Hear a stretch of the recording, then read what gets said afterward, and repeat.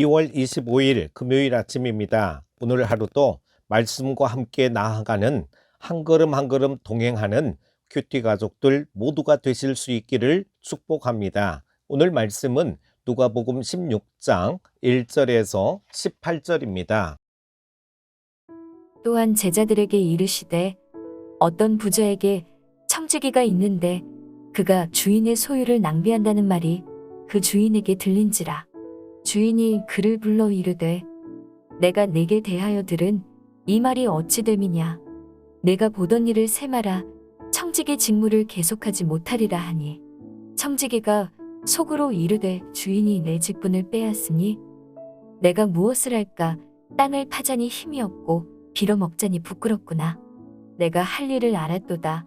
이렇게 하면 직분을 빼앗긴 후에 사람들이 나를 자기 집으로 영접하리라 하고, 주인에게 빚진 자를 일일이 불러다가 먼저 온 자에게 이르되 네가 내 주인에게 얼마나 빚졌느냐. 말하되 기름 100마리니이다. 이르되 여기 네 증서를 가지고 빨리 앉아 50이라 쓰라 하고, 또 다른 이에게 이르되 너는 얼마나 빚졌느냐. 이르되 밀백 석이니이다. 이르되 여기 네 증서를 가지고 80이라 쓰라 하였는지라. 주인이 이 옳지 않은 청지기가 이를 지혜 있게 하였으므로 칭찬하였으니, 이 세대의 아들들이 자기 시대에 있어서는 빛의 아들들보다 더 지혜로움이니라. 내가 너희에게 말하노니 불의의 재물로 친구를 사귀라. 그리하면 그 재물이 없어질 때에 그들이 너희를 영주할 처소로 영접하리라. 지극히 작은 것에 충성된 자는 큰 것에도 충성되고, 지극히 작은 것에 불의한 자는 큰 것에도 불의하니라. 너희가 만일 불의한 재물에도 충성하지 아니하면 누가 참된 것으로 너희에게 맡기겠느냐. 너희가 만일 남의 것에 충성하지 아니하면 누가 너희의 것을 너희에게 주겠느냐. 지파인이 두 주인을 섬길 수 없나니 혹 이를 미워하고 저를 사랑하거나 혹 이를 중히 여기고 저를 경히 여길 것임이니라. 너희는 하나님과 재물을 겸하여 섬길 수 없느니라. 바리새인들은 돈을 좋아하는 자들이라 이 모든 것을 듣고 비웃거늘 예수께서 이르시되 너희는 사람 앞에서 스스로 옳다 하는 자들이나 너희 마음을 하나님께서 아시나니 사람 중에 높임을 받는 그것은 하나님 앞에 미움을 받는 것이니라. 율법과 선지자는 요한의 때까지요. 그 후부터는 하나님 나라의 복음이 전파되어 사람마다 그리로 침입하느니라. 그러나 율법의 한 획이 떨어짐보다 천지가 없어짐이 쉬우리라. 무릇 자기 아내를 버리고 다른 데 장가드는 자도 간음함이요 무릇 버림당한 여자에게 장가드는 자도 간음함이니라. 누가는 종교적 지위에 대한 논의를 마친 후 제자들이 재물을 어떻게 사용해야 하는가에 대한 예수님의 가르침을 말씀하기 시작하십니다. 예수님은 돈을 어떻게 써야 하는가를 잘 아는 한 청지기 비유를 통해 악인이라 하더라도 이렇게 행동하거늘 의인이라면 당연히 이렇게 행해야 하지 않겠느냐라는 가르침을 주고 계십니다. 제자들이 재물을 어떻게 사용해야 하는가를 설명하는 비유에 불의한 청지기가 등장합니다. 이 사람은 자신의 불의가 드러나 쫓겨나게 되자 이후의 생계를 위해 이웃의 도움을 받는 방법을 선택합니다. 그는 주인에게서 빚진 자들을 불러다가 그들의 빚을 줄여줌으로써 빚진 자들에게 은인이 되는 방법을 사용합니다.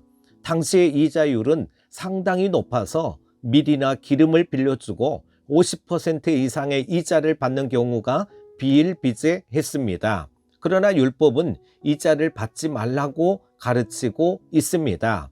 이 청지기는 율법에 근거해 이자를 깎아주고 있으니 명분도 좋고 주인이 이를 탓하기도 어려운 상황이 되었습니다. 이 비유에서 청지기가 한 일이 옳으냐 그르냐에 대한 논의보다 더 중요한 것은 이 방법이 이후 그의 생존을 위한 탁월한 선택이었다는 데 있습니다. 예수님은 이 세대의 아들들, 즉 세상에 속한 자들이 자기 시대 곧 돈 문제에 대해서는 빛의 아들들보다 더 지혜로운데 하물며 하나님의 백성이 재물로 가난한 이들을 돕는다면 더 칭찬받을 것이라는 의미입니다. 하나님을 알지 못하는 자들도 약자들을 돌보고 친구를 사귀는 것이 자기가 위기에 처했을 때를 대비하는 가장 좋은 방법인 것을 안다는 것입니다.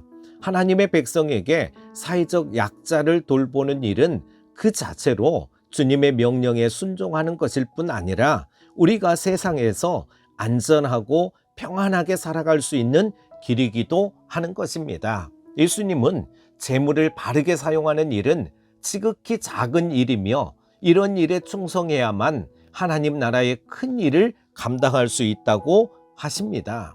이어서 예수님은 재물을 남의 것이라 부르시며 제자들의 재물은 자기 것이 아니라 하나님께 위임받은 것이기에 제자들은 하나님의 것을 맡은 청지기라는 사실을 깨우쳐 주십니다.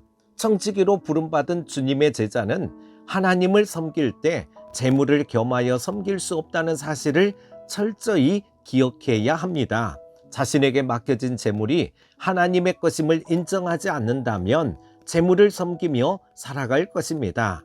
바리새인들은 이 가르침을 비웃었습니다. 그들은 아브라함, 이삭, 야곱이 하나님께 복을 받아 거부가 되었던 것에 근거해서 돈을 많이 버는 것이 곧 복이라고 생각했고 돈을 많이 벌어 사람들에게 높임을 받는 것을 추구했습니다. 하지만 예수님은 구약은 요한의 때까지라고 선언하셨죠. 예수님에 의해 하나님의 나라, 복음이 전파된 후로는 재물의 유무로 하나님의 복을 가늠하던 시절은 끝났다는 것입니다. 물론 구약 성경의 가르침이 모두 폐지되었다는 뜻은 아닙니다. 오히려 예수님은 율법의 규정을 더욱 철저히 지킬 것을 요구하셨습니다. 다만 예수님은 하나님의 나라에서는 새로운 복이 주어진다는 사실을 강조하고 계시는 것입니다.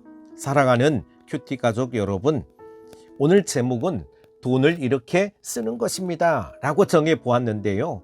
가장 지혜롭게 돈을 쓰는 방법은 바로 사람을 돕는 것입니다. 세상 사람들도 다른 이들을 돕는 것이 결국은 나의 안전을 도모하는 길임을 다 알고 있는데 하물며 하나님의 자녀들이 이것을 모르고 있어서는 안 된다는 것입니다. 특히 내 이웃을 내 자신과 같이 사랑하라는 명령에 순종하기 원하는 자라면 너무나도 이것은 당연한 일이라는 것입니다. 우리는 언젠가는 재물을 반납해야 됩니다. 내놓지 않고 움켜쥐고 있어서는 안 된다는 것입니다. 돈은 이렇게 쓰는 것입니다. 오늘도 정말 충성된 청지기의 사명을 잘 감당하는 지혜로운 하나님의 자녀들이 다 되실 수 있기를 축복합니다. 오늘 하루도 승리하십시오.